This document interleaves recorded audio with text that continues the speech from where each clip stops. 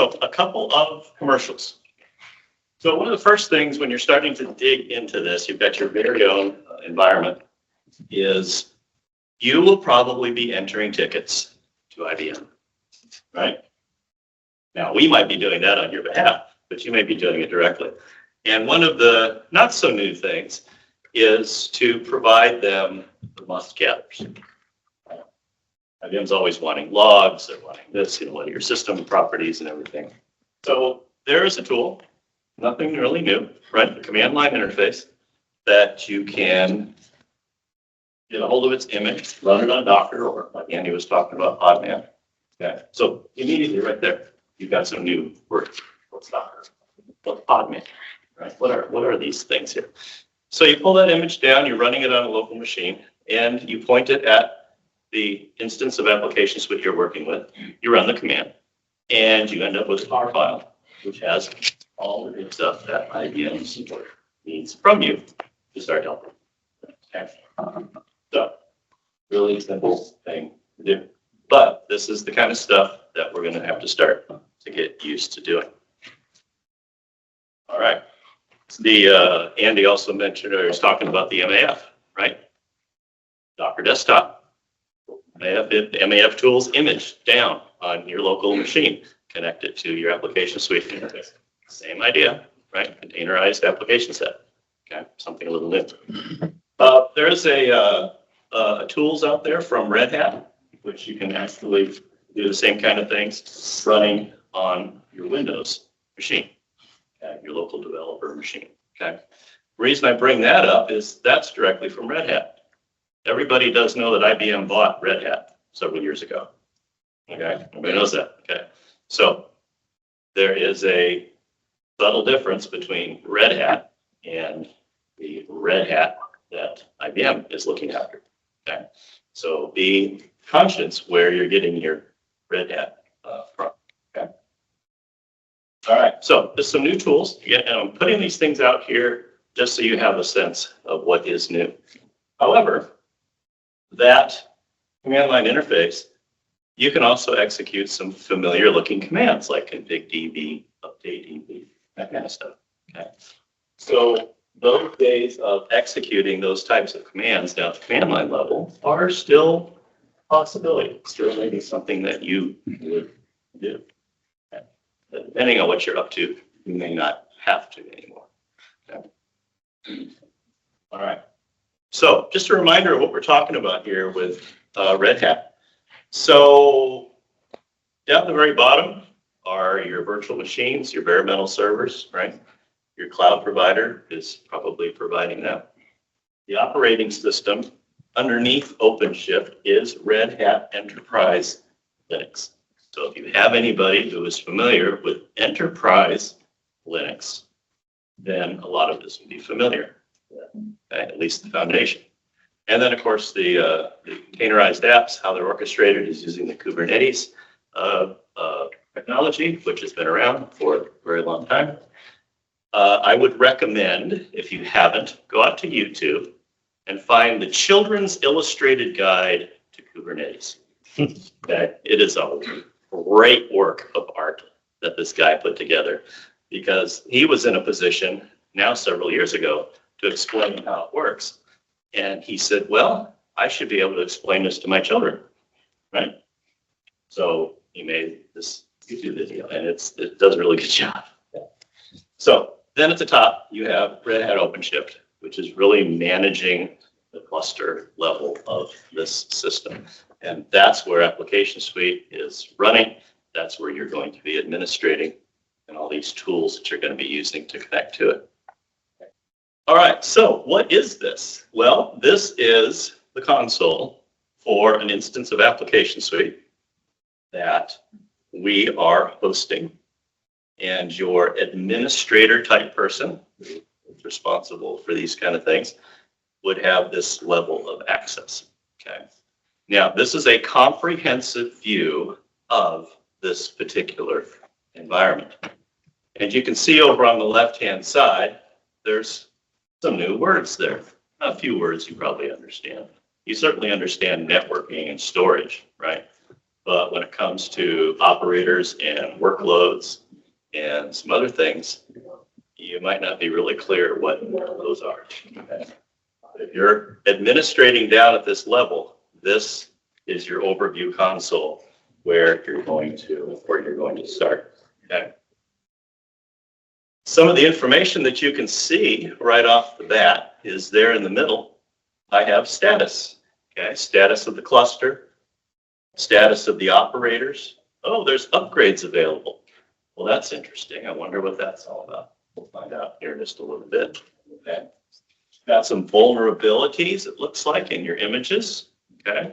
Be interesting to know what those are.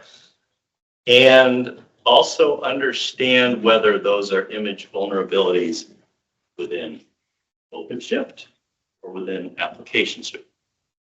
And by the way, the only things that are running in this environment is application suite. Okay. While we're sitting here talking, over on the right-hand side, there is some activity. There are events going on. And every once in a while, you'll see an event string pop up. And it's probably related to, over on the far left-hand side, you can see there's of the 673 pods, there's a couple of them that are having some issues. And they may be restarted. Now, you may not care about any particular pod, whether it's restarting or not, but if it has something to do with application suite, you might. Okay. All right, and so we got a couple new events there as well. Okay. Also get familiar with, and I'll just point it to here, these singular and double letters. There is quite the long list of elements of an OpenShift environment. And you'll need to get familiar with, am I talking about a project? Am I talking about a namespace? Deployment? What is it that I'm talking about? And then just for fun, I'm gonna roll down even more. And I can see the utilization for this particular cluster. How much CPU and memory and such that is taking up on pod count. So immediately, an administrator logging into this environment, I get a lot of information about what is going on in the environment, the good, the bad, and basically, to coin a phrase, the health of the environment. Okay. Pretty clear. You can see the bad pods are now down to 1. So that one pod, whatever reason it failed, it will fail again. So I'm doing that. Okay. All right. So where does one start? Okay. Well, as you can imagine, I need to stop looking at this big screen here. Look at this. As you can imagine, just like application suite, each of those menu items, you expand it, and there's a bunch of things in there. You basically start with a project. Okay. And the installation documentation will talk about projects. And keep in mind that there's a lot of projects involved here. And some of them have to do with OpenShift itself. Some have to do with application suite, and then pieces of application suite as well. Okay. So, as you can imagine, if I did a little filtering here, and I typed in application suite, now I'm narrowing down the projects that I care about. And you may kind of recognize what some of them are. There's core, there's DB2, there's IoT, there's manage, monitor. Okay. So these are all the pieces of application suite that have been established as a project, which then you manage, beyond that, okay, which we'll get into. You'll notice that the project's over here on the side. You also get an indication of the amount of memory and CPU and they were created and all that other good stuff. Okay, so when in doubt, start with projects. Okay. So I'm going to go down and I'm going to click on manage. Okay. And the other thing too is to kind of get used to what they call the namespace. You'll notice up in the URL, no, not at this level. but in the URL that I would use as a user, you'll see test01, okay? And that's part of the namespace that is configured here in the system. So these what those different pieces are. Okay. So I'm going to click on Manage, all right? And I'm headed for a very specific place. So now I'm in the project, okay? And I've got some information here. I can see the inventory of the project, right? So this project, this managed project, consists of, and I'm on the left towards the bottom, 24 pods. Think of the pods as the things that are providing the services and the work there to your users, okay? I can also see what's going on with the particular project, utilization, things like that. Okay, I don't have any particular events or anything in there.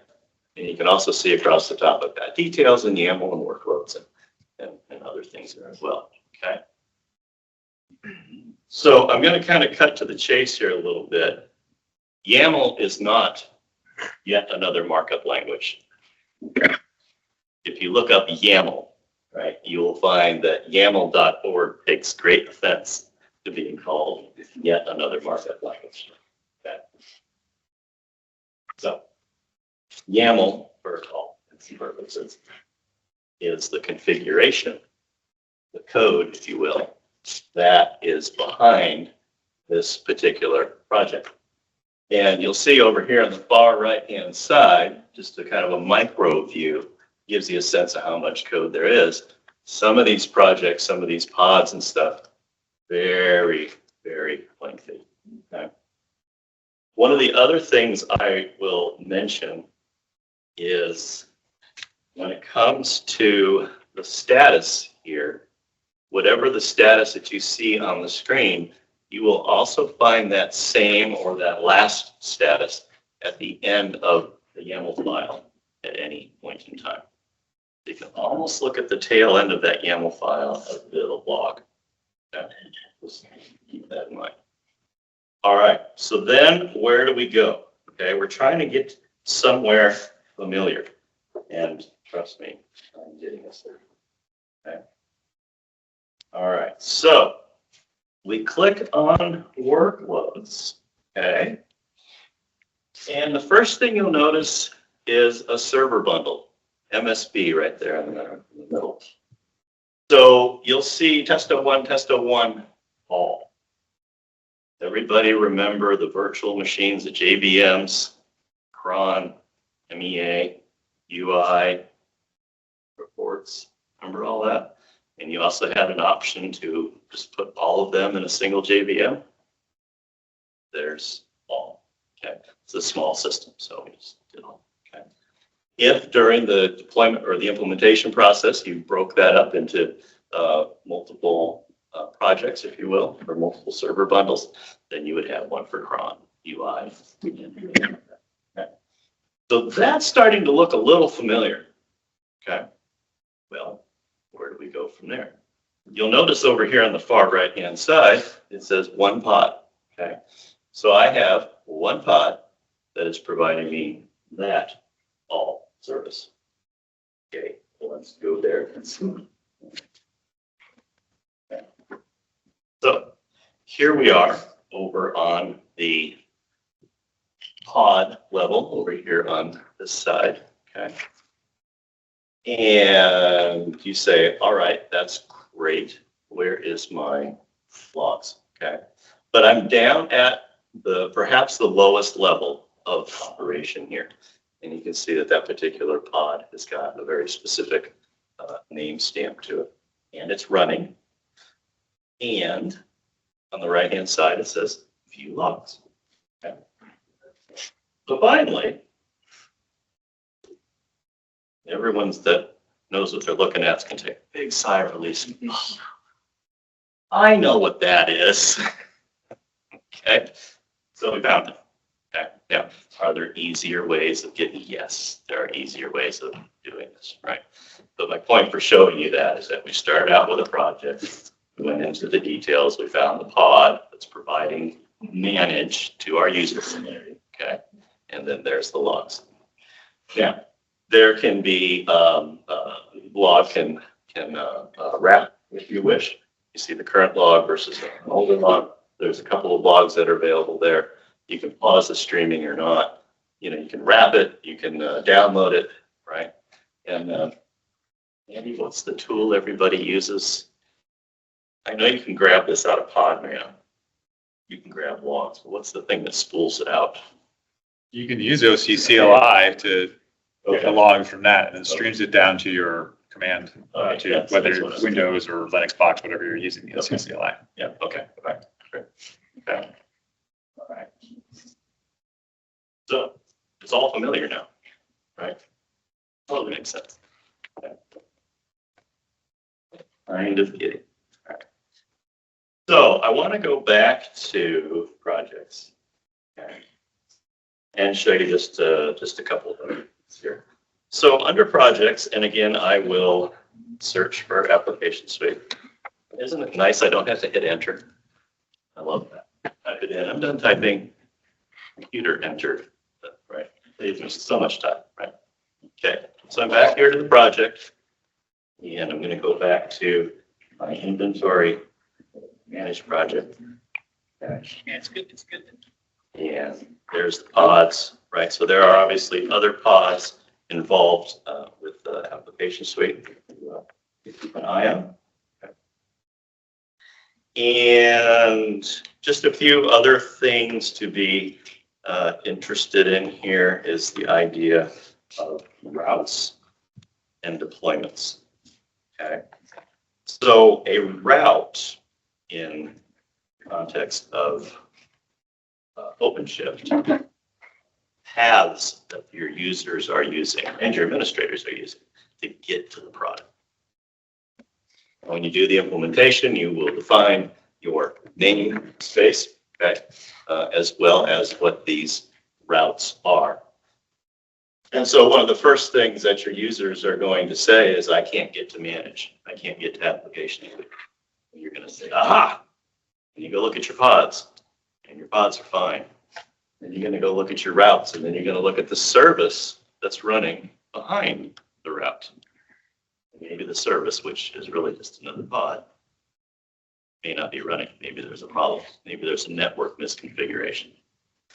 That's the one area that we find that not only tripped us up early on, but also clients who are trying to do this on-prem is the networking that's involved with setting up Red Hat and exposing it out to the outside world or in your own internal network. Okay. So get your network engineers out there. All right, just a couple of other little things that are fun to know about is compute. Okay. I should talk about operators just a little bit. The idea of an installed operator. These are the things that are ultimately doing work for you. And you'll kind of see immediately, since this system just is a pretty simple cluster with manage on it, you'll notice that the upgrade is sitting right there in the middle, ready for us to upgrade. So somebody asked the other day, or the other day, earlier today, I've got, 900, what does it take to upgrade? And I'll show you. Okay. I clicked on the upgrade, and you'll notice its status right here in the middle says requires approval. That's a good thing. You can set that to not require approval. And so when the image upgrade is available, it just does it, runs the configuration, restarts your pods, and suddenly you're upgraded. Awesome. Oh, we don't want to do that. Okay. So requires approval. I can review the install plan, and I could come over here and actions and edit it. Okay, I want to preview it. Sorry. Okay. And if I want to, I can approve it, and I will go from 9.0.0 to 9.0.2 in a few minutes. Okay. Probably a pretty easy thing to do. If I was going from like 8.11 to 9, I would probably want to do some testing, right? Stand up an instance kind of stuff. Going from 900 to 902, yeah, I can probably let that go automatically. Yeah. But keep in mind, that's just updating application suite. Red Hat, under the covers, has got its own upgrade methodology. Okay. In fact, if I go all the way back, and I look over there on the left-hand side, I can see the cluster address and blah, blah, blah, blah, blah. But I also see the OpenShift version. I can also see this is being hosted over Amazon. Okay. So you can see that that OpenShift version is also ready to be updated.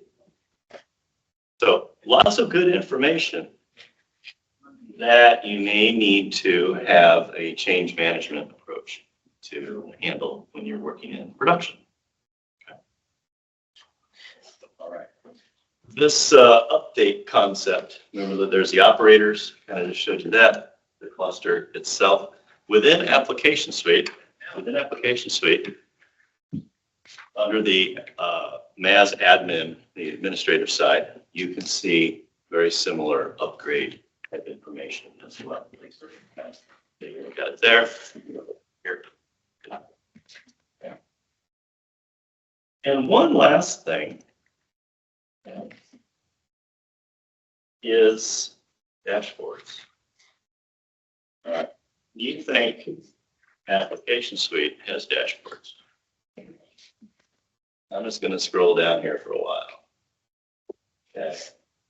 And keep in mind this dashboard, or these, here's the list of all the dashboards. Okay. And then depending on which one I choose, I can just keep scrolling down, down, down. There is a lot. Okay. This one's kind of interesting. Okay. So when it comes to performance troubleshooting, certainly the Red Hat environment has a lot of visibility into what's going on. Yeah. So you learned about projects, you learned a little bit about operators, about pod, we found the logs. Okay, that was very exciting because we're familiar with that. And we talked a bit about dashboards. We didn't go into the workloads too much, but guess what workloads are? Workloads are pods and deployments. So there are a number of different ways to get to the same places within the navigation here. One last thing is secrets. That's where all your certificates go. So now we have yet another word for it is secret. And how many secrets are there? There's the main certificate. Oh, there are hundreds, but you store more than just your certs inside of there. You can store passwords, and there's all kinds of things that go inside of there. They include your Docker pull key and for IBM, so lots of stuff like that. Config maps is also really, really big. They're not secrets, so they're not encoded, so they're different.